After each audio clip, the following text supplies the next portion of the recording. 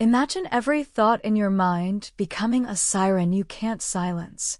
A voice constantly buzzing, making you question your safety, your faith, your loved ones, everything you hold dear. This is just a glimpse of life with OCD. It's more than a compulsion to wash hands or line up books neatly. It's a quiet storm hidden beneath smiles and routines. In this extended journey through 5 chapters, we will explore the roots of OCD and neuroscience, stories from real people, modern therapeutic breakthroughs, and the rising hope that lights the path forward. Buckle up, because this isn't just education, it's an emotional, empowering awakening. Unraveling the layers of obsession. OCD isn't a singular disorder, it's a complex, multifaceted condition that shows up in deeply personal and sometimes paradoxical ways. One person may be tormented by the need to check the stove 30 times before leaving the house. Another by thoughts so violent and out of character that they fear they're losing their mind.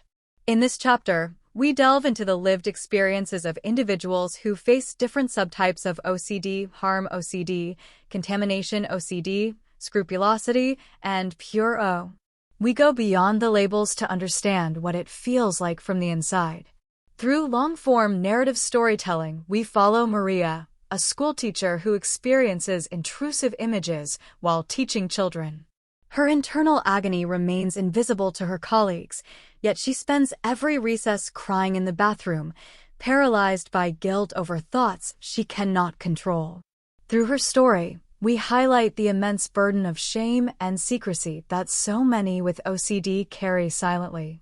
This chapter seeks not only to explain the diverse forms of OCD, but to humanize them, reminding viewers that every compulsion has a deeply rooted emotional driver, often fear, shame, or trauma. By pairing these stories with expert commentary from licensed clinicians, we contextualize how these obsessions form and why they persist. We also touch on cultural influences, exploring how OCD can manifest differently across societies. What's considered normal in one context may be pathologized in another. This chapter sets the emotional and intellectual foundation for the journey ahead. The OCD brain, science, signals, and sensitivity. What makes the OCD brain so persistently anxious? Modern neuroscience offers a wealth of insight, though many questions remain. In this chapter, we explore how OCD is rooted in a hyperactive error detection system, the part of the brain that says, something is wrong here, and how this signal gets stuck, refusing to turn off. We spotlight the corticostriato-thalamocortical (CSTC) circuit, a loop that's overactive in people with OCD, sending danger messages even in the absence of threat. We introduce Dr. Amelia Chin, a neuropsychologist specializing in obsessive disorders, who guides viewers through the intricate dance of neurotransmitters involved in OCD. She explains how imbalances in serotonin, glutamate, and dopamine disrupt the delicate communication between brain regions. The SLC1A1 gene, often implicated in glutamate regulation, is discussed as one of the many genetic contributors that increase OCD susceptibility. Through high-resolution brain imaging visuals, we see the difference between a neurotypical brain and an OCD-affected one during a compulsive episode. Animated sequences bring to life what a thought trap looks like inside the mind, a looping circuit of perceived threat, temporary relief through compulsion, and the inevitable return of obsession. But beyond the science lies a message of hope: neuroplasticity. The brain is malleable, and with the right interventions, its faulty wiring can be gently redirected. We close this chapter with a hopeful montage of patients describing how learning about the biology of OCD helped them shed layers of self-blame. For many, realizing that OCD is not a moral failing, but a neurological hiccup, is the first step toward recovery. The real-world impact living with OCD day to day. OCD doesn't just show up in therapy sessions or psychiatric evaluations, it's embedded in the minute details of everyday life. This chapter invites viewers into the homes, workplaces, and social circles of those living with OCD. Through observational documentary footage, we follow three individuals navigating their days. Aisha, who takes over 3 hours to leave the house due to cleanliness rituals. Marco, a college student who rereads every email and text message up to 50 times before sending.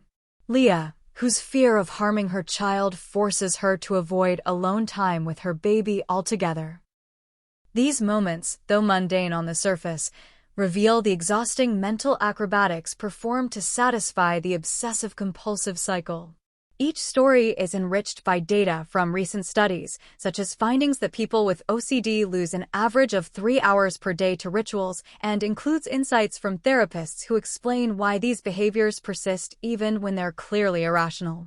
We also introduce brief tools and techniques used in real time to manage compulsions, such as thought labeling, urge surfing, and exposure ladders. While not a replacement for professional therapy, these methods provide a window into how change begins, with awareness, courage, and repetition. The aim here is empathy through realism. By witnessing the day-to-day battles, viewers gain a fuller understanding of just how consuming and life-altering OCD can be, and how small victories can be monumental acts of bravery. Treatment, progress, and the journey forward. OCD treatment has evolved dramatically, and this chapter highlights the growing arsenal of options available today. At the heart of modern treatment is exposure and response prevention, ERP, a method that teaches individuals to confront their fears without performing the accompanying compulsion.